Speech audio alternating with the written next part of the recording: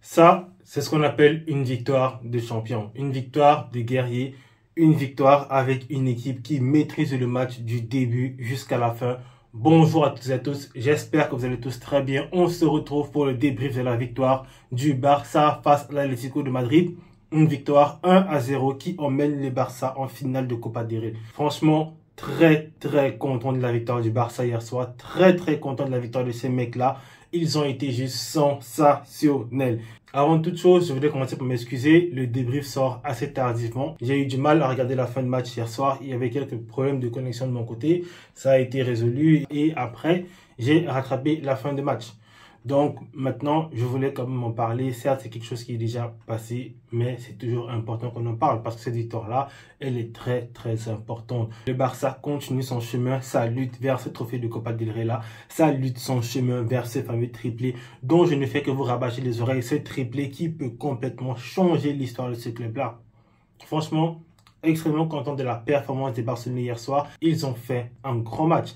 Pas le match plus parfait, surtout il y avait beaucoup de relâchement au début de la deuxième période, mais quand même, le Barça a été plus que satisfaisant. Ils ont fait un grand match, surtout en première période où franchement, les actions collectives te fou. C'était de partout en fait, les passes par-ci, les passes par-là, les occasions créées, les occasions vraiment juste extraordinairement trouvées et malheureusement qui ne se concluaient jamais. Et quand je parle d'occasions créées, il faut que je prenne 2-3 minutes avant même de continuer le reste du débrief pour parler de monsieur Lamine Yamal.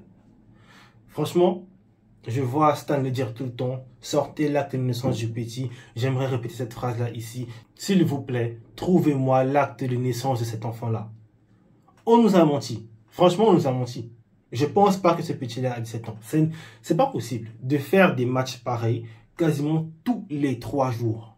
De faire un match où tellement tu es en train de traumatiser l'adversaire, il doit s'arrêter pour te demander de te calmer. Lorente s'arrête dans le match, il parle à Lamine Yamal, il lui dit « Mon gars, calme-toi, tu commences déjà avec les petits ponts très tôt comme ça, alors que tu joues face à tes pères, face à tes parents ou des gens qui pourraient être tes darons. Yabash, comme on dit en turc, calme-toi. » Le mec a refusé de se calmer. Il a continué franchement à faire des tripes par-ci, par-là, à tout le temps provoquer, à créer des occasions, à créer des actions, franchement, des trucs de classe en fait. Parce qu'à chaque fois qu'il comptait les dribbles, soit ça créait un décalage pour créer une occasion de but, soit il obtenait une faute qui était vraiment bien placée pour le Barça.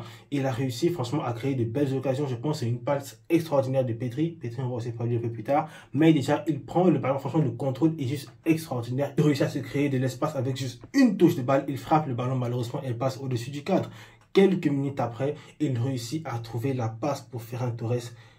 C'était du n'importe quoi. On voyait du Messi sur l'action. La passe était sublime. Ferran Torres et sa course, incroyable en fait. Et comme je vous le dis à chaque fois, c'est là qu'on voit que ce mec-là, Ferran Torres, est extrêmement important. J'ai eu à le dire durant mes premiers débriefs concernant ce Barça, que avoir en fait deux joueurs capables de jouer à ce poste de numéro 9 là, mais qui ont des profils aussi différents que ça, c'est important. Tu as Lewandowski qui est celui qui fixe, qui est celui qui est, on va dire, là pour peser sur la défense, et tu as Ferran Torres qui est là pour prendre la profondeur, pour tout le temps réussir à trouver l'espace pour faire une course, faire un appel qui va complètement détruire la défense adverse. Ce soir, Ferran Torres, il n'a pas eu beaucoup d'occasions. Il en a eu une, je pense, en première mi-temps. Il a été clinique. Merci Ferran Torres d'avoir donné la qualification à cette équipe-là. Merci à Lamine Yamal d'avoir réussi à trouver cette passe extraordinaire pour permettre à Ferran Torres de les délivrer. C'est juste ça qu'on vous demande, les mecs. Produire des matchs comme ça, c'était vraiment sensationnel de leur part. Ils ont été incroyables. Je continue sur Lamine Yamal qui continue à se créer énormément d'occasions. Il y a un moment là, il crée une occasion collective avec Pedri. Le gars, il va en dribble, il réussit à se créer une ouverture. Il fait la passe sur Pedri, la passe est juste extraordinaire. À ce moment-là, je me dis, Pedri tire! Mais non, il essaye de faire une talonnade pour Rafinha. La talonnade, c'était bien pensé aussi parce que franchement, ça prend toute la défense de court. Malheureusement, la talonnade aussi est aussi courte que la défense en fait. Donc, elle ne réussit pas à arriver à Rafinha. Rafinha qui ne peut pas la reprendre. Il y a un petit cafouillage. Il réussit à reprendre le ballon, mais l'angle est déjà fermé. Il frappe, ça passe pas. Quelques minutes après encore, on voit Lamine Yamal qui crée d'autres occasions. Franchement, il a juste fait un match de patron. Il a fait un match de bonhomme. Il a été important à chaque moment durant ce match-ci. En fait, quand tu vois ce mec-là, ce soir, il aurait pu rentrer avec au moins 2 voire 3 passes décisives. Quelques temps après, il a encore une occasion, je pense une occasion de contre. Il a le ballon, il accélère, il réussit à donner une très belle passe sur Rafinha. Rafinha qui fait la frappe, premier poteau. pied gauche, ça passe pas. Une autre occasion encore, Rafinha reçoit le ballon, je pense de la part de Lamine Yamal. Au lieu de frapper premièrement dans son pied gauche, il essaie de repartir sur son pied droit. Il frappe, malheureusement la frappe n'est pas assez puissante, le gardien la capte facilement. Franchement, le nombre d'occasions qu'il a créé ce soir, c'est juste extraordinaire. Il a créé vraiment beaucoup d'occasions. Le mec a été extrêmement important. Il a encore fait un match fabuleux. On parle de match fabuleux. Comment ne pas parler une fois de plus de Pedri? Comment ne pas parler une fois de plus de Frenkie de Jong? Le match que c'est de la ce soir, c'est juste sensationnel. C'est sublime. Pedri, le nombre de passes importants, le nombre de passes extraordinaires qu'il donne, c'est lunaire. C'est juste lunaire en fait. Tu as l'impression que ce mec-là, il voit tout avant tout le monde. Il sait ce qui va arriver avant que vous ne sachiez même ce qui peut potentiellement se passer. Le mec-là, c'est comme s'il va dans le futur en fait. Le nombre de passes en cloche qu'il donne, le nombre de passes franchement en profondeur, la façon dont il distille le ballon avec une telle aisance, une telle facilité, c'est juste sublime. De Jong aussi à ses côtés, franchement, des matchs juste extraordinaires. Le mec là, quand il décide de casser des lignes balle au pied, il est juste inarrêtable. Et ce soir, encore une fois, on voit que ces mecs-là, comme Pedri, le nombre de ballons qu'il récupère, parce que lui, en fait, déjà, c'est le joueur qui crée le plus d'occasions en Europe. Mais si ce n'était que ça, c'est aussi le joueur qui récupère le plus de ballons en Europe. Pour vous dire que tous ceux-là qui disent que non, Pedri, ce n'est que de la magie balle au pied et tout, non. Même son activité sans ballon est extrêmement importante pour ce club-là. De Jong aussi à ses côtés, c'est la même chose. Les mecs-là sont juste fabuleux. La défense centrale ce soir a fait le taf. Ils ont fait vraiment un match extraordinaire, que ce soit Koubarsi, que ce soit Inigo Martinez. Les deux ont été juste sublimes. Et c'est là que tu vois que ce petit Koubarsi-là, il mérite cette place de titulaire. Parce que oui, l'entrée d'Araujo, elle n'est pas catastrophique, mais elle n'est pas non plus extrêmement rassurante. À plusieurs reprises, sur la ligne du hors-jeu, le mec n'est pas vraiment très bien placé. Quand tu avais Inigo Martinez et Koubarsi en début de match, c'était juste extraordinaire en fait. Les latéraux aussi, Baldé, Koundé, franchement des très bons matchs de leur part. Ils ont sorti ce soir le Barça une très grosse performance. En fait, pour moi, le seul joueur qui a été un tout petit peu en dessous, j'ai pas trouvé vraiment très mauvais, mais un tout petit peu en dessous, je pense qu'il est toujours un peu affecté mentalement parce qu'il s'est passé en sélection, je pense c'est Rafinha.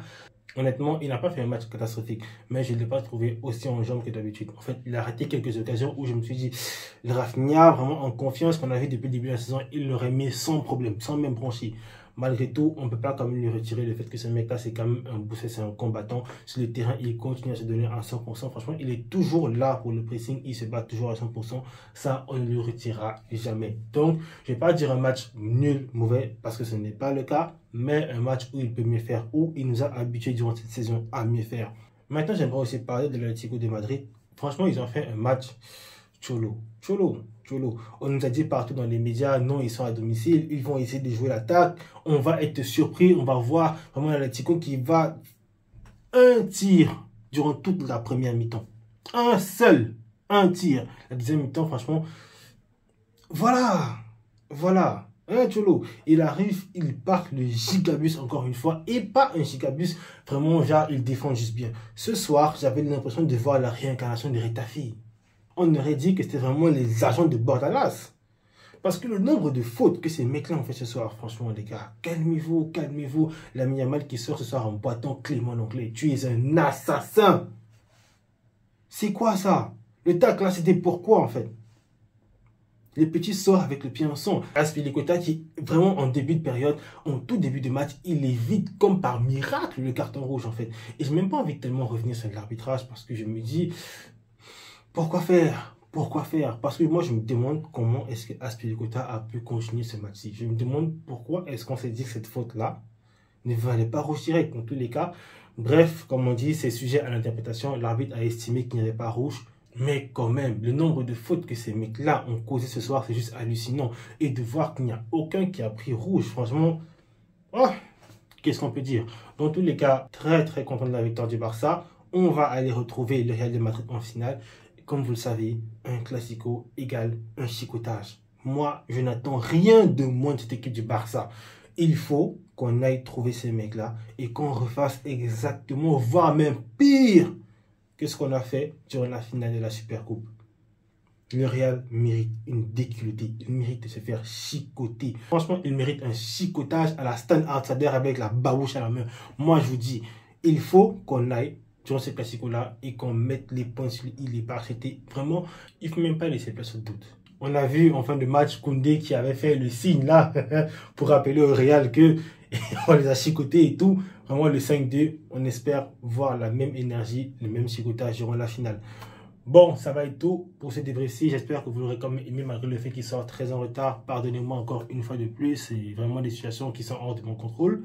Mais bon, on espère quand même que vous allez aimer la vidéo. Merci encore à tous ceux qui me soutiennent. Partagez, likez, commentez. Dites-moi en commentaire ce que vous avez aimé de ce match-là. Dites-moi en commentaire qui pour vous a été l'homme du match. Pour moi, sans discussion, Lamine Yamal, il fait un match fabuleux. Et n'hésitez pas, comme je vous l'ai dit, à vous abonner. Merci encore à tous. Passez tous une excellente journée. Jusqu'à voir ça.